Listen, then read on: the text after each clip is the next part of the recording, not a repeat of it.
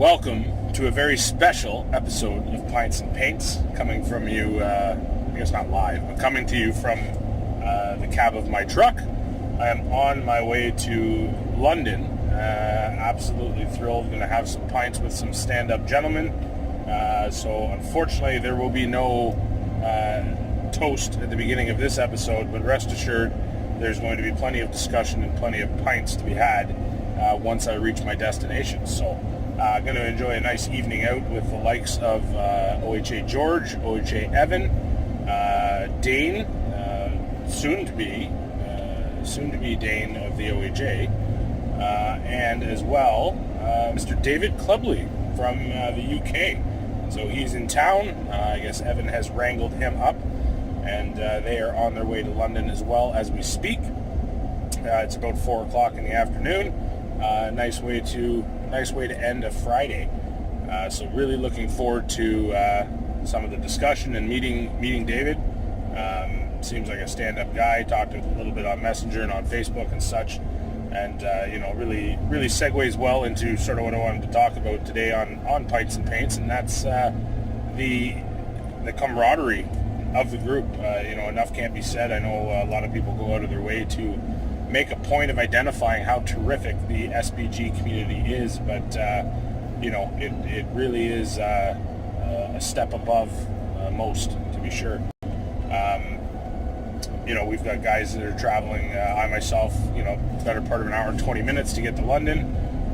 Same with Evan and Dave himself, actually. Obviously he hopped the plane to get over the big pond, and now that he's spending some time with Evan, they're going to be driving down. So it's really amazing you can pull guys together like that and, get together, talk about things that you enjoy, and just hang out. So it's going to be nice. Not sure if there's going to be any gaming, whether or not we make it back to George's place or not. I know he's pretty swamped with all the terrain builds going on, so his basement setup is not the usual table and gaming area. It's currently inundated with the likes of some pretty stunning boards. So I know he's been working hard, and he's going to have some pictures and videos coming shortly, probably released just before Hotlet. But rest assured, for those of you attending War of the Ring, you are in for a real treat indeed. So I would imagine Evan and Dave will likely get back to George's and get a sneak peek at what's going on and what boards are under construction and done and the likes. But it's quite amazing. We've at the OHA we've received an awful lot of support from some really amazing people from the GBHL specifically. From the likes of Damien, as well as Sam Jeffrey, Dan Entwistle, Dave himself. Stephen Crow's been awesome with conversing back and forth with George on terrain. I mean, those two are, I would say probably at the pinnacle of terrain making in our hobby.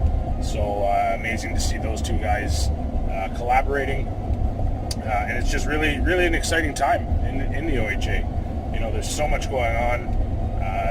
We've seen an amazing amount of growth. We're upwards of 550 followers, I want to say. I could be wrong, on the Facebook group. And then, of course, the YouTube channel is doing terrific, and Instagram is really awesome. So thank you all for those of you who follow us on those. So we're really looking forward to gearing up, getting through Hotlet. Obviously, that's going to be a lot of work, big push. Get done with the whirlwind weekend that will be next weekend.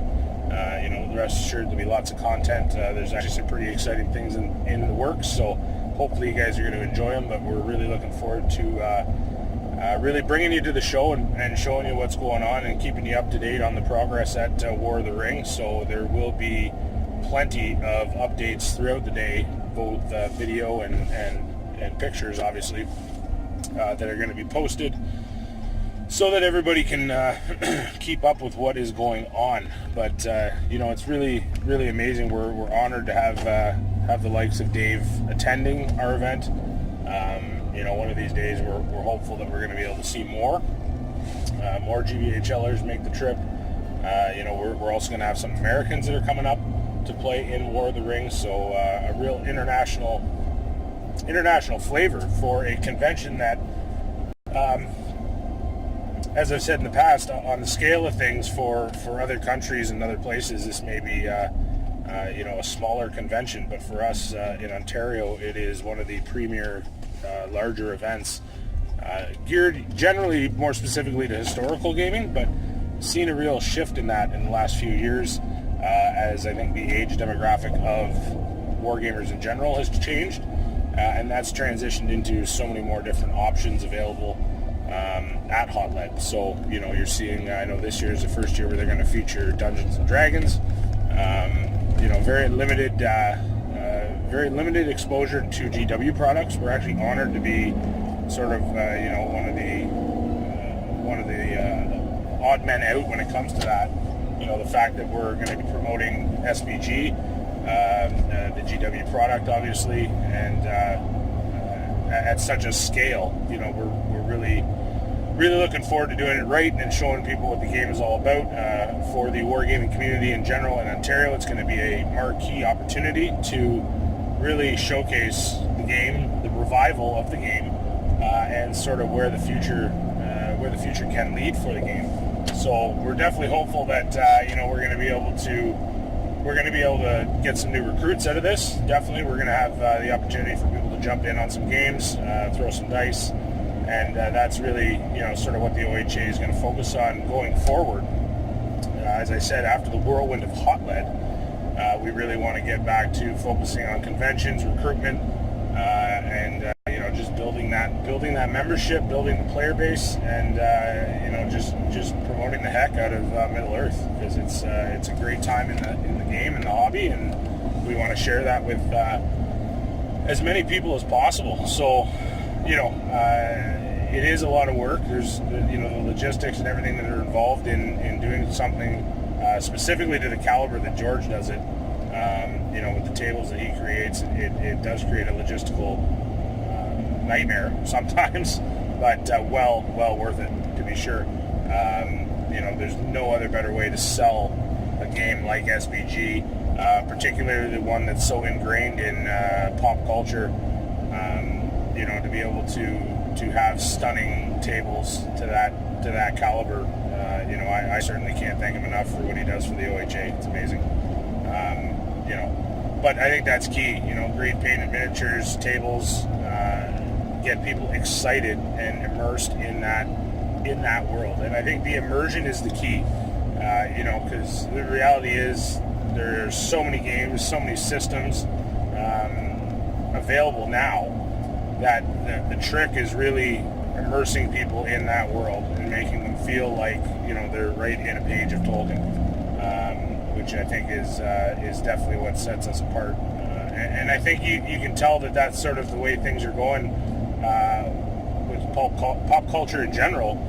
You've seen a shift in the games to really capitalize on the nostalgia, on the pop culture and the build up to certain things. Obviously with Star Wars Legion, you got the Fallout game coming out, AVP, like there's so many things, Star Trek, X-Wing, any of the Star Wars franchises really, there's such a demand there, and I think it's really impressive that we're actually seeing that increase in that boon in wargaming, given that it's so easy to get instant gratification by just turning on a video game. So the fact that even given all of the amazing video games and stuff that we have that could possibly be, detracting from the player base, I think in fact it's actually going the opposite way, and we're seeing a real influx of new people to the hobby in general. And I think that if we can capitalize on that and focus some of that attention onto Middle Earth, we're definitely going to have no problem getting some new players and stuff. So really looking forward to it. Really looking forward to sitting down with these guys and brainstorming some ideas. It's going to be fantastic to get sort of an outsider's perspective from the UK scene, to be able to offer up sort of hints, tricks, things that worked over there, things that didn't. When you get the opportunity to talk to people like that from a group as large as the GBHL, I think it's only positive. It's going to be great. So, looking forward to that. What else did I want to touch on? For those of you for War of the Ring, I believe I said tomorrow? I think tomorrow is the deadline for prepayment. If you prepay by tomorrow, you're going to get yourself an OHA swag bag. So there's a bunch of goodies that are going to go into that bag. And yeah, so if you haven't got your payment in, get your payment in to make sure you get a goodie bag. Because who doesn't want a goodie bag? Let's be realistic. I did try to figure out how to put a beer in the goodie bag, but just due to space, I don't think we were going to be able to pull that off. So, find me at Hobbit, and I'm sure I could be talked into grabbing a pint with you. And I'd be happy if you hold me to that. So come find me. As for anything else, I mean, it's kind of tough. I am driving. I'm on the 401. Got to keep my eyes on the road, as it were. But yeah, it's been an awesome journey. This is sort of the big 1 year mark for the OHA. As Hobbit last year was sort of our first major event, and just amazed at how we've grown leaps and bounds and what we've been able to achieve. Absolutely thrilled to see the synergies with some of the people that we've been able to meet, and some of which we've been able to recruit into the OHA, and some of which are just sort of people who have come out to support us. So it definitely doesn't go unnoticed, and we do appreciate it. That being said, it's sort of a double-edged sword. As much as I am absolutely thrilled with the success and the progress of the OHA, anytime you reach sort of what I would call critical mass when it comes to size, you're obviously going to get some inherent problems that come with that. You're going to have a lot of differing opinions, a lot of people with different views and different ways of doing things, which can all be absolutely positive things, to be sure. But it also leaves the door open to some of the headaches that we've all seen, whether it's in the GBHL or DCHL or even the OSBGL. I touched on this in the last video. The structure of it, it's a tricky thing. It's a very, very tricky thing, because you definitely don't want people to feel like they're at work when they're doing stuff with their hobby. And so it's such a fine line to walk, and I trust with the group of guys we have at the OHA, I'm absolutely confident in saying we're going to be able to find that right mix that's going to allow us to continue to be successful. And really, I think the key to that is going to be keeping it informal, keeping it loose, and just having fun. You really don't have to work hard at this. As much as, yes, you see George and myself pouring over terrain and tables and painting, what sells the game is, of course, the tables and how stunning everything looks. But if you can get people to laugh and have a great time playing that game, it is just the icing on the cake, and that's what makes it so easy to sell. So there's so many different things that you can get people excited about in this particular hobby of SPG. It's such a well-known story, and between the books and the movies, there's so much lore and so much information and so many exciting things for people to pick and choose on, and take the opportunity to pick their favorite scene or favorite army or whatever the case is and really bring it to life. And I think that's the awesome part, because let's be realistic, everybody wants to recreate a scene from a movie or the book or whatever your preference is, obviously. And it's so much fun. I know my personal preference is to be running those demo games when we're at conventions. So when we did it at Scouring, I was running it at Hotland. I did a little bit, not a whole lot last year. This year I definitely want to focus on that, because I have a lot of fun getting people excited about the game and making them laugh and having a good time. And it's really something I'm looking forward to. Not to say that the folk playing the War of the Ring aren't going to have a blast, because I've seen the list of people attending, and it looks like it's going to be a great time. Fantastic bunch of people, and I'm sure there's going to be lots of laughs and lots of adventures. So that's all I got for you today. So for this special episode of P&P, I'm going to sign off.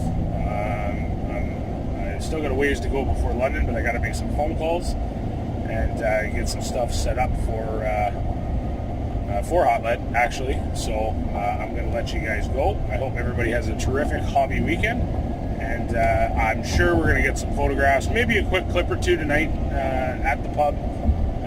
We'll see how it goes, how noisy it is, if we get any filming done. So, maybe look for a little OHA after hours video or something, maybe a little group discussion if it happens. But other than that, stay tuned throughout the weekend. There's going to be lots of updates, at least from me, particularly for the Moria board. And then I'm going to take you, for those of you who are new to, whether it's game mastering or want to try your hand at running an event at a convention or whatever the situation is, I'm going to really document sort of the logistical process that goes into, getting everything organized, set up, proper transportation for terrain pieces, miniatures, all that fun stuff. I thought that could be helpful for some viewers. So I'm going to throw that up, see how it does, but I'll take you through sort of my process, how I get set up, and we'll bring you along for the ride. So for the OHA and Pints and Paints, this is Jason saying goodnight. Happy hobbying. We'll talk to you soon. Cheers.